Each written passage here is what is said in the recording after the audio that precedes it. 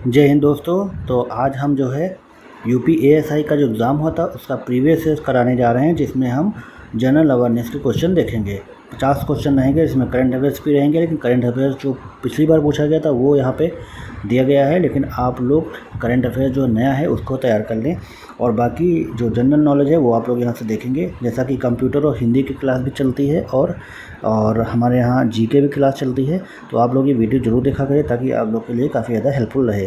तो वीडियो को स्टार्ट करते हैं। देखिए 51 से स्टार्ट करेंगे, क्योंकि इससे पहले मैंने आपको हिंदी और कंप्यूटर के मिक्स क्वेश्चन कराए थे। अब यहाँ से आपको 100 तक जो है करंट अफेयर्स और जीके के क्वेश्चन देखने को मिलेंगे। देखिए 2020 में क्रिकेट के लिए अर्जुन पुरस्कार निम्नलिखित में से कौन जीता था? तो उस समय जो जीते थे तो कौन जीते थे? Ishant Sharma, option number B. देखिए ये यूथ कंपटीशन टाइम्स की बुक है और यहाँ से जो है आपको सारे देखो प्रीवियस ईयर देखने को मिल जाएंगे और काफ़ी ज़्यादा अच्छे क्वेश्चन हैं। अब यहाँ पे देख लीजिए, दूसरे क्वेश्चन चलेंगे। हिंदुस्तान पेट्रोलियम कॉरपोरेशन लिमिटेड का मुख्यालय कहाँ स्थित है? भुवनेश्वर, नई दिल्ली, मुंबई या बेंगलुरु? तो जो है हिंदुस्तान पेट्रोलियम कॉरपोरेशन लिमिटेड का मुख्यालय स्थित है मुंबई में, ऑप्शन नंबर सी। देखिए Hindustan Petroleum Corporation Limited Bharat सरकार की दूसरी सबसे बड़ी एकीकृत तेल शोधन और विपणन करने वाली सार्वजनिक क्षेत्र की कंपनी है। इसकी स्थापना 1974 में की गई थी। इसका मुख्यालय मुंबई, महाराष्ट्र में स्थित है। भारत में इसका जो है पेट्रोलियम उत्पादों के विपणन में कुल योगदान जो है 20.9% है और तेल शोधन में इसका योगदान 10.3% है। मुंबई और विशाखापट्टनम जैसे दो तटीय तेल शोधनशालाएँ इसके स्वामित्व के अंतर्गत आती हैं। 23 अक्टूबर 2019 को केंद्र सरकार ने इसे महारत्न का दर्जा भी प्रदान किया। तो अगर वॉइस में कोई प्रॉब्लम आ रही है तो आप लोग कमेंट करके ज़रूर बताएं। थोड़ी वॉइस की प्रॉब्लम हो सकती है क्योंकि माइक मेरा ज़्यादा अच्छी क्वालिटी का नहीं है फ़िलहाल, लेकिन जो है आप लोगों को इतना समझ में आ रहा होगा ताकि जो है आप लोग क्वेश्चन कर पाएंगे। तो इन सब चीज़ों से आप लोग परेशान ना होइए, बाकी जो है आप पढ़ते रहिए अच्छे से और ऐसी वीडियो देखते रहें, ठीक है। देखिए न्यू इंडिया समाचार पत्र की शुरुआत किसने की थी? CW लीडरबीटर ने या एनी बेसेंट ने, राममोहन राय ने या केशव चंद्र सेन ने? तो राइट आंसर हो जाएगा Annie Besant, option number B. देखिए न्यू इंडिया समाचार पत्र की शुरुआत की थी एनी बेसेंट ने। CW लीडरबीटर ने किया था the astral plane, the devachanic plane, और एनी बेसेंट ने न्यू इंडिया और द कॉमनवेल्थ का प्रकाशन किया था। और राममोहन राय संवाद कौमुदी और मिरातुल अखबार, ये राममोहन राय के द्वारा। अगले क्वेश्चन चलेंगे। IEEE यानी 1394 पोर्ट डैश भी कहा जाता है, तो किसे कहा जाता है? फायर वायर को, ऑप्शन नंबर हो जाएगा ए, ठीक है। फायर वायर एप्पल कंप्यूटर द्वारा विकसित इंटरफेस है। इसे IEEE 1394 के रूप में भी जाना जाता है। इसे जो है सर्वप्रथम 1986 में बनाया गया था। 1994 से यह प्रयोजन में लाया गया। SCSI यानी small computer system interface, SCSI computer एक परिधीय उपकरणों के बीच डेटा को जोड़ने और स्थानांतरित करने के लिए समानांतर इंटरफेस मानकों का एक सेट है। EPROM का पूरा नाम है erasable programmable read only memory है। यह एक क्या है? नॉन वोलेटाइल मेमोरी है। इसका आविष्कार 1971 में डोव फैरोमैन ने किया था। किसने किया था? डोव फैरोमैन ने। जब विद्युत आपूर्ति नहीं होती है तब भी यह डेटा को सुरक्षित रखता है। USB का पूरा नाम यूनिवर्सल सीरियल बस है। यह एक ऐसा यंत्र है जो विभिन्न डिवाइस बस यंत्रों को आपस में जोड़ता है और पावर व डेटा ट्रांसफ़र करने के लिए इस्तेमाल किया जाता है। तो यहाँ से जब आप डेफिनेशन पढ़ लेते हैं तो आपकी काफ़ी ज़्यादा चीज़ें तैयार हो जाती हैं। निम्नलिखित में से कौन सा एक जोवियन ग्रह है? तो यहाँ पे जो जोवियन ग्रह है वो हो जाएगा वरुण। देखिए सूर्य के चारों ओर परिक्रमा करने वाले खगोलीय पिंडों को ग्रह कहते हैं। अंतर्राष्ट्रीय खगोलीय संघ के अनुसार सौर मंडल में 8 ग्रह हैं: बुध, शुक्र, पृथ्वी, मंगल, बृहस्पति, शनि, अरुण और वरुण। ग्रह दो प्रकार के होते हैं, आंतरिक ग्रह और बाह्य ग्रह। आंतरिक ग्रहों में बुध, शुक्र और पृथ्वी, मंगल, और बाह्य ग्रहों में क्या आता है? बृहस्पति, शनि और अरुण, वरुण, ठीक है। बाहरी में आता है बृहस्पति, शनि, अरुण और वरुण, ठीक है। आंतरिक ग्रहों को पार्थिव ग्रहों के नाम से भी जाना जाता है। क्योंकि इनका निर्माण पृथ्वी के समान चट्टानी संरचना से हुआ है। बाह्य ग्रहों को जैवियन यानी गैसीय ग्रहों के नाम से जाना जाता है, क्योंकि इनका निर्माण गैसीय पिंड के वलयों से हुआ है। अगले क्वेश्चन पर चलेंगे। देखिए, भारत में प्रथम समाचार पत्र बंगाल गजट के संस्थापक कौन थे? तो या थे James Augustus Hicky, option number C. Bharat में प्रथम समाचार पत्र बंगाल गजट के संस्थापक जेम्स ऑगस्टस हिकी थे। यह 29 जनवरी 1780 को अंग्रेजी भाषा में प्रकाशित हुआ। अंग्रेजी प्रकाशन में व्याप्त भ्रष्टाचार और रिश्वतखोरी को प्रमुखता से छापने के कारण उन्हें 1782 में इसका प्रकाशन बंद करना पड़ा। बंगाल गजट ने तत्कालीन गवर्नर जनरल वारेन हेस्टिंग के भ्रष्टाचार के लिए उन्हें मिस्टर राग हेड, द डिक्टेटर आदि नामों से भी उल्लेखित किया। उत्तर प्रदेश के निम्नलिखित में से किस जिले में सरधना मेला मनाया जाता है? तो मेरठ में मनाया जाता है। यहाँ पे ऑप्शन नंबर बी वाला राइट हो जाएगा। उत्तर प्रदेश के मेरठ जनपद में सरधना मेला का आयोजन किया जाता है। सरधना कपड़ा बाजार व गिरजाघर के लिए प्रसिद्ध है। एशिया और प्रशांत के लिए प्रमुख संकेतक रिपोर्ट कौन सा संगठन प्रकाशित करता है? तो एशियाई विकास बैंक करता है, ऑप्शन नंबर ए। यानी एशिया प्रशांत के लिए प्रमुख संकेतक रिपोर्ट कौन सा संगठन प्रकाशित करता है? एशियाई विकास बैंक। देखिए, एशियाई विकास बैंक एक जो है क्षेत्रीय विकास बैंक है, जिसकी स्थापना 19 दिसंबर 1966 को एशियाई देशों के आर्थिक विकास को सुनिश्चित करने के लिए किया गया था। 19 दिसंबर 1966 को।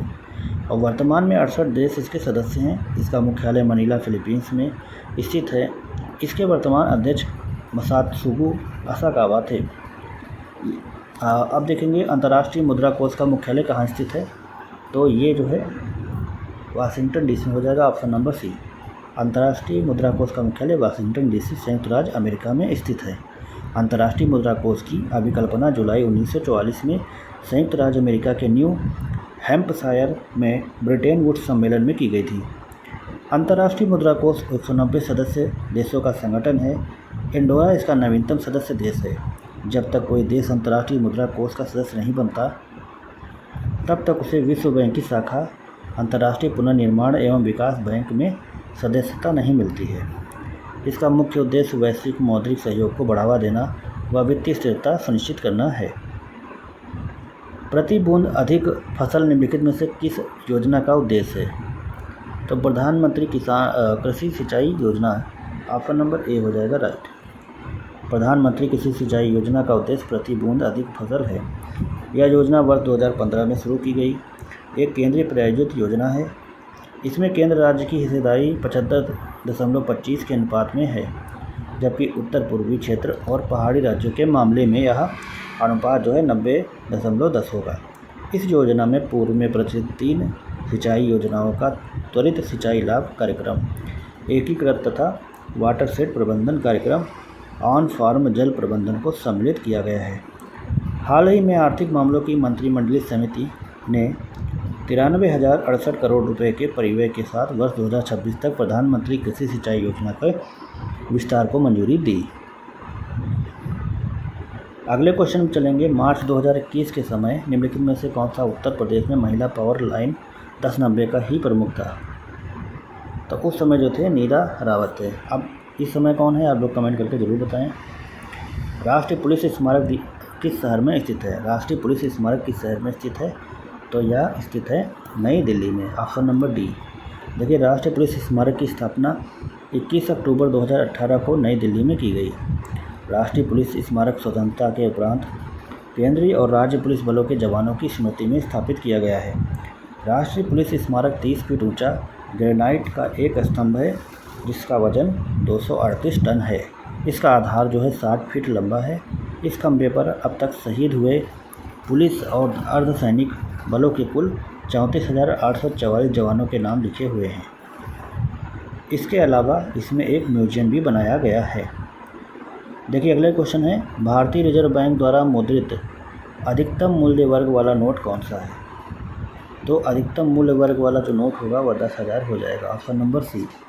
भारतीय रिजर्व बैंक द्वारा अधिकतम मूल्य वर्ग वाला नोट 10,000 है। इस मूल्य वर्ग का नोट पहली बार वर्ष 1938 में मुद्रित किया गया था। कब? वर्ष 1938 में।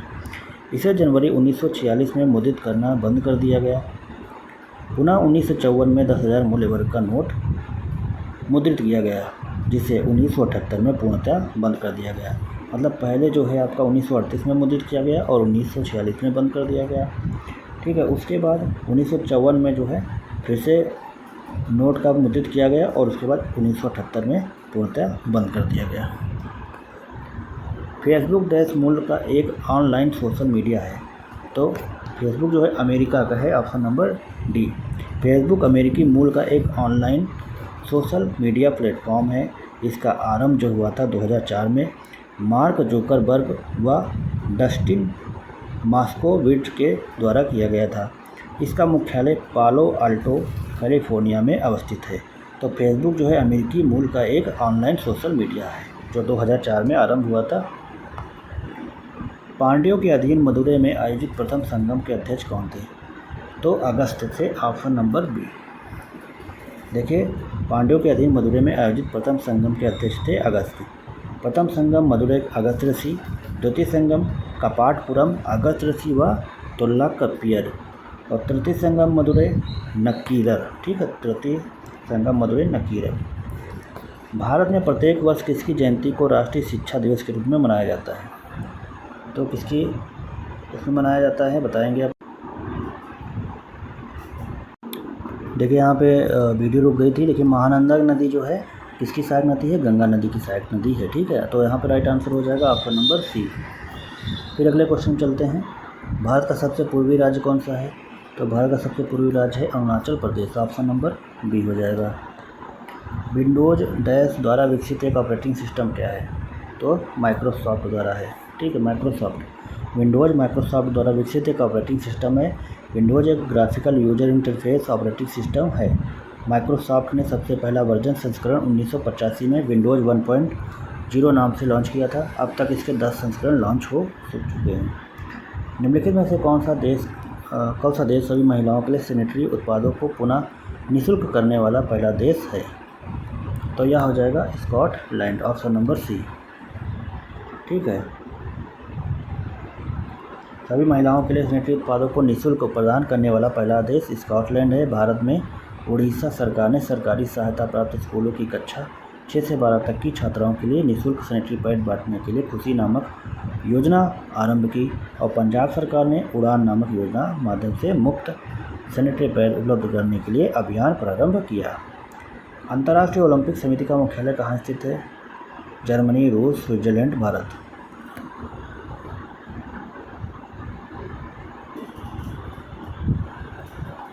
तो राइट आंसर हो जाएगा कौन सा? स्विट्जरलैंड।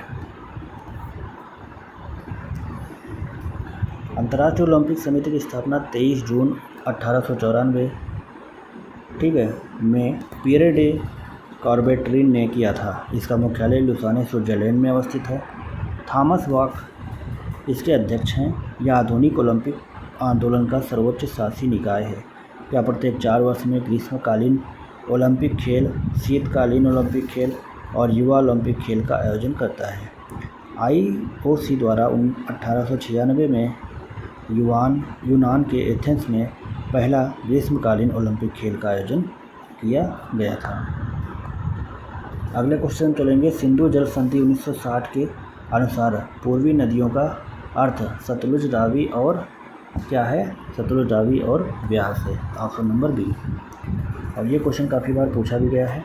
19 सितंबर 1960 में विश्व बैंक की मध्यस्थता के माध्यम से भारत और पाकिस्तान के बीच कराची, पाकिस्तान में सिंधु जल संधि पर हस्ताक्षर किए गए। इस समझौते के तहत सिंधु नदी तंत्र की 3 पूर्वी नदियों रावी, सतलुज और ब्यास के जल पर भारत को पूरा अधिकार दिया गया, जबकि 3 पश्चिमी नदियों झेलम, चिनाब और सिंधु के जल पर पाकिस्तान को अधिकार दिया गया। इसके साथ ही भारत को पश्चिमी नदियों पर run of the river project के तहत पनबिजली उत्पादन का अधिकार भी दिया गया। सिंधु जल संधि 1960 के अनुच्छेद 8 के अंतर्गत इस संधि के क्रियान्वयन हेतु एक स्थायी सिंधु आयोग के गठन का प्रावधान किया गया। तो 19 सितंबर 1960 में, ठीक है, विश्व बैंक की मध्यस्थता से। डैश उत्तर कोरिया की मुद्रा क्या है? तो उत्तर कोरिया की मुद्रा है वॉन। येन है जापान की, वान है उत्तर कोरिया की, रुपया है इंडोनेशिया की और रियाल है सऊदी अरब की। वर्ष 2020 के लिए लाइफ टाइम श्रेणी में पैरा पावर लिफ्टिंग के लिए द्रोणाचार्य पुरस्कार कौन जीता था? तो जीता था श्री विजय भालचंद्र मुनीश्वर। देखिए, वर्ष 2020 के लिए लाइफ टाइम श्रेणी में पैरा पावर लिफ्टिंग के लिए द्रोणाचार्य पुरस्कार श्री विजय भालचंद्र मुनीश्वर को प्रदान किया गया था। वर्ष 2021 के लिए लाइफ टाइम श्रेणी में उत्कृष्ट कोचिंग के लिए द्रोणाचार्य पुरस्कार निम्नलिखित लोगों को प्रदान किया गया। यह टीपी ऑसिफी एथलेटिक्स, सरकार तलवार क्रिकेटर। मेकांग गंगा सहयोग में कितने देश शामिल हैं? तो मेकांग गंगा सहयोग में कितने देश शामिल हैं? 6 देश शामिल हैं। ऑप्शन नंबर सी, ठीक है, option number C. Mekong Ganga सहयोग में भारत और 5 आसियान देश अर्थात कंबोडिया, लाओस, म्यांमार, थाईलैंड और वियतनाम शामिल हैं। इसे वर्ष 2000 में लाओस के वियंतियने में प्रारंभ किया गया था। यह पर्यटन, संस्कृति, शिक्षा, परिवहन और संचार में सहयोग की दिशा में प्रारंभ की गई एक पहल है। गंगा और मेकांग दोनों ही नदियों के किनारे प्राचीन सभ्यताएं पनपी हैं, अतः गंगा और मेकांग सहयोग पहल का उद्देश्य इन 2 प्रमुख नदी घाटियों में बसे लोगों के बीच संपर्कों को सुविधाजनक बनाना है। 21 जुलाई 2021 को मेकांग गंगा सहयोग की 11वीं मंत्रिस्तरीय बैठक 2021 में वर्चुअली संपन्न हुई।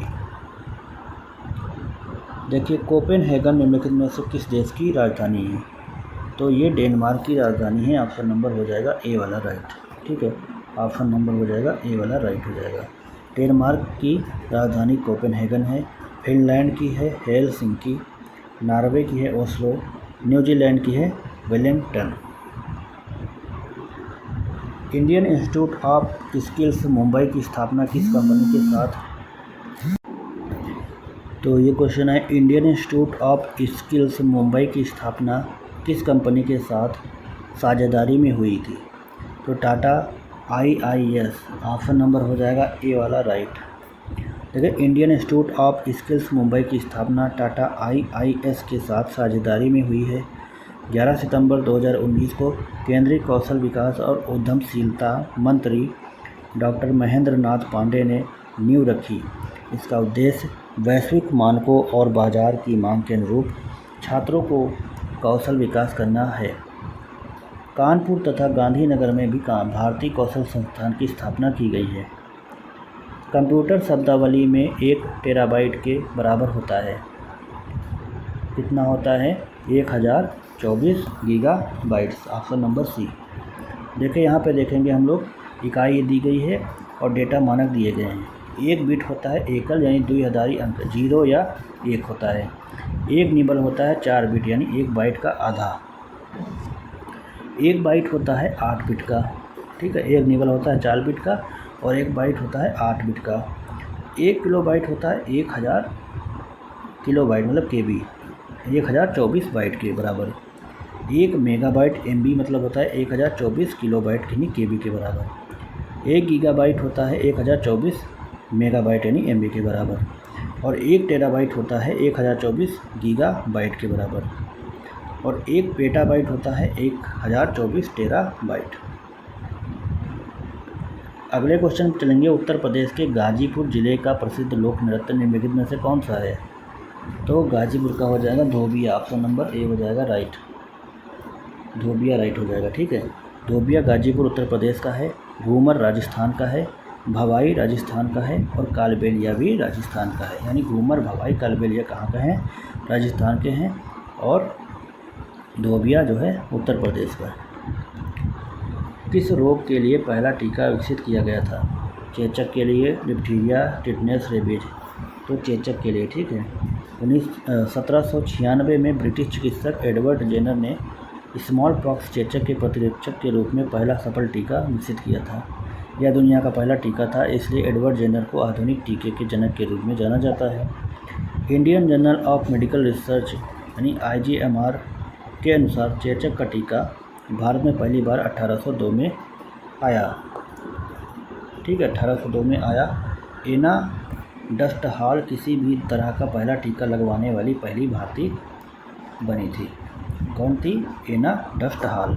ये किसी तरह का पहला टीका लगवाने वाली पहली भारतीय बनी। भारत द्वारा पोखरण में पहला परमाणु परीक्षण किस वर्ष हुआ था? 1994, 1984, 1974 या 1964? तो राइट आंसर हो जाएगा 1974। भारत द्वारा पोखरण में पहला परमाणु परीक्षण किस वर्ष हुआ था? 1974 में। देखिए, भारत के द्वारा पोखरण में प्रथम परमाणु परीक्षण 18 मई 1974 को स्माइलिंग बुद्धा नाम से किया गया था। कौन से पर स्माइलिंग बुद्धा नाम से किया गया। प्रथम परमाणु परीक्षण का नेतृत्व वैज्ञानिक डॉक्टर राजा रमन्ना ने किया। पोखरण 2 जो है मई 1998 में डॉक्टर APJ अब्दुल कलाम के नेतृत्व में ऑपरेशन शक्ति के नाम से किया गया। फिर से देखेंगे, भारत के द्वारा पोखरण में प्रथम परमाणु परीक्षण 18 मई 1974 को स्माइलिंग बुद्धा नाम से किया गया। प्रथम परमाणु परीक्षण का नेतृत्व वैज्ञानिक डॉक्टर राजा रमन्ना ने किया। पोखरण 2 मई जो है 1998 में डॉक्टर APJ अब्दुल कलाम, ठीक है, के नेतृत्व में ऑपरेशन शक्ति के नाम से किया गया। भारतीय रेलवे के उत्तर पूर्वी रेलवे डिवीज़न का मुख्यालय कहाँ स्थित है? तो उत्तर पूर्वी डिवीज़न का मुख्यालय जो है गोरखपुर में स्थित है। उत्तर रेलवे नई दिल्ली, उत्तर मध्य रेलवे प्रयागराज। देखिए, उत्तर रेलवे कहाँ? नई दिल्ली। उत्तर मध्य रेलवे प्रयागराज, पूर्व मध्य रेलवे हाजीपुर और उत्तर पूर्वी रेलवे गोरखपुर। तो ये मुख्यालय और डिवीज़न दिए गए थे। विश्व हाथी दिवस कब मनाया जाता है? तो 12 अगस्त को मनाया जाता है विश्व हाथी दिवस। Option number C. देखिए, विश्व हाथी दिवस 12 अगस्त को मनाया जाता है। इसे वर्ष 2012 से अफ्रीकी और एशियाई हाथियों की दुर्दशा के बारे में जागरूकता पैदा करने और बंदी तथा जंगली हाथियों की बेहतर देखभाल और प्रबंधन के लिए ज्ञान सकारात्मक समाधान साझा करने के लिए मनाया जाता है। 12 अगस्त को विश्व हाथी दिवस, 20 अगस्त को विश्व मच्छर दिवस और 30 अगस्त को लघु उद्योग दिवस मनाया जाता है। यानी 30 अगस्त को लघु उद्योग दिवस, 20 अगस्त को मच्छर दिवस और 12 अगस्त को हाथी दिवस मनाया जाता है। वर्ष 2017-18 के बजट में आम बजट के साथ रेल बजट का विलय की डैश की अध्यक्षता वाली समिति की सिफारिश पर आधारित है। तो ये विवेक देवराय समिति हो जाएगा। ऑप्शन नंबर डी वाला। विवेक देवराय की अध्यक्षता वाली समिति की सिफारिश के आधार पर वर्ष 2017-18 के बजट में आम बजट के साथ रेल बजट का विलय कर दिया गया। 2017-18 में ब्रिटिश काल में एकवर्त कमेटी की सिफारिश के आधार पर पहली बार 1924 में अलग रेल बजट प्रस्तुत किया गया था और 25 फरवरी 2016 को तत्कालीन रेल मंत्री सुरेश प्रभु वगैरह द्वारा आखिरी बार रेल बजट प्रस्तुत किया गया था। डैश समय के सापेक्ष में किसी वस्तु के स्थान या स्थिति का परिवर्तन है। तो गति हो जाएगा। Option number A. गति समय के सापेक्ष में किसी वस्तु के स्थान या स्थिति का परिवर्तन है। देखिए, समय सापेक्ष में किसी वस्तु के स्थान या स्थिति के परिवर्तन को गति कहा जाता है। किसी वस्तु के द्रव्यमान तथा वेग के गुणनफल को उस वस्तु का संवेग कहते हैं। संवेग एक क्या है? सदिश राशि है। इसका SI मात्रक किलोग्राम मीटर प्रति सेकंड है। बल व बाह्य कारक है जो किसी भी वस्तु की स्थिति में परिवर्तन ला सकता है। बल एक सदिश राशि है। बल का SI मात्रक न्यूटन होता है। किसी वस्तु के विस्थापन की दर को चाल कहते हैं। चाल एक अदिश राशि है। इसका SI मात्रक मीटर प्रति सेकंड है। 86 को चलेंगे। चुंबी घाटी भारत, चीन और डैश के बीच एक त्रिसंगम है। तो भारत, चीन एवं भूटान के बीच। ऑप्शन नंबर हो जाएगा कौन सा? बी वाला राइट हो जाएगा यहाँ पे। Option number B Bhutan. ठीक है। चुंबी घाटी भारत, चीन और भूटान के बीच एक त्रिसंगम है। हिमालय के दक्षिणी ढाल पर समुद्र तल से 3000 मीटर ऊंची यह घाटी भारत को तिब्बत से जोड़ती है। यह उत्तर पूर्व में दांगला दर्रे तक फैली है। इस घाटी में तोरसा नदी बहती है और इसी नदी के द्वारा छोटे छोटे समतल क्षेत्रों में जौ, गेहूँ और सब्जी की खेती होती है। वर्तमान भारत चीन संघर्ष की दृष्टि से इस घाटी का सैनिक महत्व बढ़ गया है।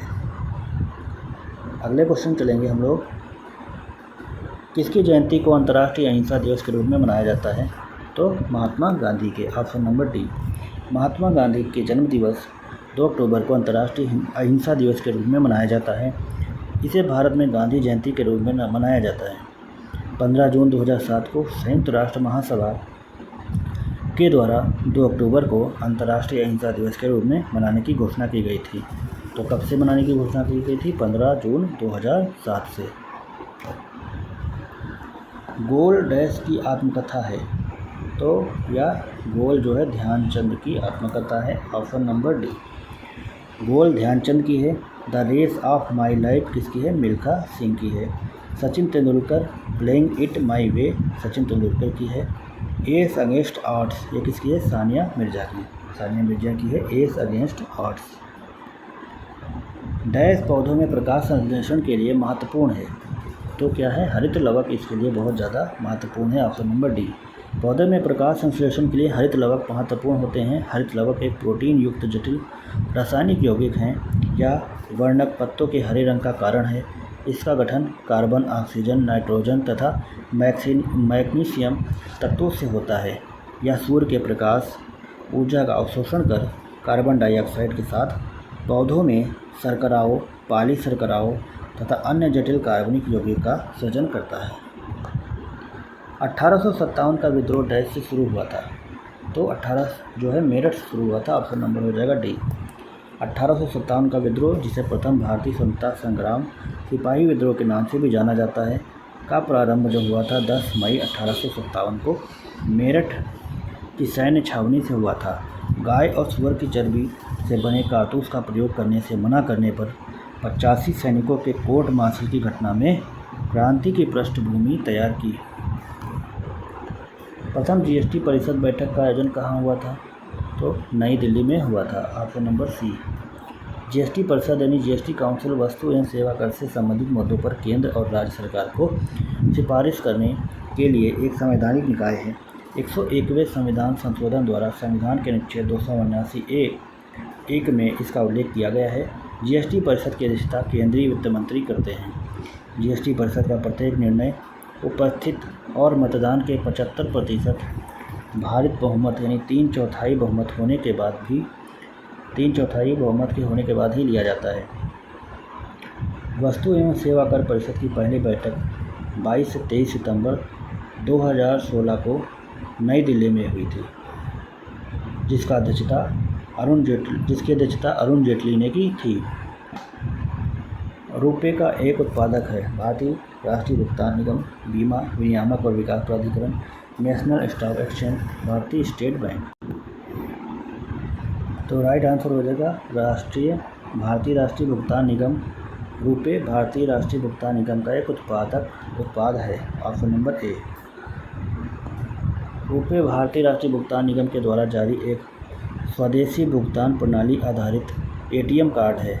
इसे वीज़ा व मास्टर कार्ड की तरह प्रयोग किया जाता है।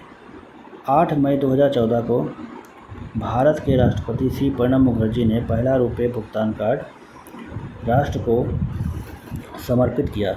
भारतीय राष्ट्रीय भुगतान निगम भारतीय रिजर्व बैंक द्वारा स्थापित एक निगम है, जिसे भारत में विभिन्न खुदरा भुगतान प्रणालियों के लिए एकमात्र संस्था के रूप में कल्पित किया गया। इसकी स्थापना 2008 में हुई। यह कंपनी अधिनियम 2008 की धारा 8 के तहत पंजीकृत एक गैर लाभकारी संगठन है। 2011 की जनगणना के अनुसार भारत में निम्नलिखित में से किस राज्य का जनसंख्या घनत्व सबसे कम है? तो अरुणाचल प्रदेश का जनसंख्या घनत्व सबसे कम है। मेघालय 132 हो जाएगा, गुजरात 308 हो जाएगा, बिहार 1106 हो जाएगा, वहीं अरुणाचल प्रदेश 17 हो जाएगा। अगले क्वेश्चन चलेंगे, द थ्योरी ऑफ एवरीथिंग पुस्तक के लेखक कौन है? तो स्टीफन हॉकिंग हो जाएंगे, ऑप्शन नंबर ए। देखिए, द थ्योरी ऑफ एवरीथिंग पुस्तक के लेखक स्टीफन हॉकिंग हैं। ठीक है, इसी तरह रघुराम राजन की हैं the third pillar, what the economy needs now. Dan brown की हैं द विंची कोड और इन्फर्नो है। सत्या नडेला की है हिट रिफ्रेश। ये हो जाएंगी। ठीक है, अगले क्वेश्चन पे हम लोग चलेंगे। भारत में किशोर न्याय अधिनियम कब अधिनियमित हुआ था? तो ये हुआ था 2015 में। देखिए, भारत में किशोर न्याय अधिनियम 2015 में अधिनियमित हुआ। संसद ने किशोर अपराध कानून और किशोर न्याय यानी बालकों की देखभाल और संरक्षण अधिनियम 2000 में परिवर्तन के लिए यह अधिनियम पारित किया था। यह अधिनियम जघन्य अपराधों में संलिप्त 16 से 18 वर्ष की आयु के बीच के किशोरों, जुवेनाइल यानी ऊपर बालिगों के समान मुकदमा चलाने अनुमति देता है। इस अधिनियम में गोद लेने के लिए माता पिता की योग्यता और गोद लेने की पद्धति को शामिल किया गया है। अधिनियम ने हिंदू दत्तक ग्रहण व रखरखाव अधिनियम 1956 और वार्ड के संरक्षण अधिनियम 1890 को अधिक सार्वजनिक रूप से सुलभ दत्तक कानून ग्रहण संसाधन प्राधिकरण को वैधानिक निकाय का दर्जा दिया गया। अगला क्वेश्चन चलेंगे, भारत छोड़ो आंदोलन किस वर्ष में शुरू हुआ था? तो यह हुआ था 1942 को, 8 अगस्त 1942 को। Option number C. Mahatma Gandhi ने ब्रिटिश शासन को समाप्त करने का आह्वान किया और मुंबई में अखिल भारतीय कांग्रेस कमेटी के सत्र में भारत छोड़ो आंदोलन शुरू किया। गांधी जी ने ग्वालियर टैंक मैदान में अपने भाषण में करो या मरो का नारा दिया, जिसे अब अगस्त क्रांति मैदान के नाम से जाना जाता है। भारत छोड़ो आंदोलन के इस मिशन की विफलता नेताओं के साथ पूर्व परामर्श के बिना द्वितीय विश्व युद्ध में भारत की भागीदारी द्वितीय विश्व युद्ध जनित कठिनाइयों का परिणाम था। तो 8 अगस्त 1942 को भारत छोड़ो आंदोलन शुरू हुआ था। अगले क्वेश्चन चलेंगे, मृत्युदंड को क्षमा कर सकने वाला एकमात्र अधिकारी कौन है? तो वह जो है राष्ट्रपति हो जाएगा। Option number B. भारतीय संविधान के अनुच्छेद 72 की न्यायिक शक्ति के तहत अपराध के लिए दोषी करार दिए गए व्यक्ति को राष्ट्रपति क्षमा अथवा दंडादेश का निलंबन, प्राणदंड स्थगन, राहत और माफ़ी प्रदान कर सकता है। निम्नलिखित मामलों में राष्ट्रपति के पास ऐसी शक्तियाँ होती हैं, जैसे संघीय विधि के विरुद्ध व्यक्ति के मामले में, सैन्य न्यायालय या दंडित व्यक्ति के मामले में, मृत्युदंड पाए हुए व्यक्ति के मामले में। एशियन इंफ्रास्ट्रक्चर इन्वेस्टमेंट बैंक का मुख्यालय कहाँ स्थित है? मनीला, बीजिंग, शंघाई, हो ची मिन्ह। तो हो जाएगा option number B, Beijing. Asian Infrastructure Investment Bank का मुख्यालय कहाँ स्थित है? बीजिंग। एशियाई और अवसंरचना निवेश बैंक की स्थापना 16 जनवरी 2016 को की गई। इसका मुख्यालय बीजिंग में अवस्थित है। यह एक बहुपक्षीय विकास बैंक है जिसका उद्देश्य एशिया में सामाजिक आर्थिक परिणामों का बेहतर बनाना है। वर्तमान में 103 देश इसके सदस्य देश हैं। 26.61% वोटिंग शेयर के साथ चीन सबसे बड़ा शेयर धारक है। इसके बाद क्रमशः भारत 7.6%, रूस 6.01% एवं जर्मनी 4.2% का स्थान है। निम्नलिखित में से कौन सा विकल्प उष्ण महासागरीय धारा का उदाहरण है? ये है फ्लोरिडा धारा। Option number D. देखिए, वेगुएला धारा जो है शीत यानी ठंडी जलधारा है। कैलिफोर्निया जलधारा शीत ठंडी जलधारा है।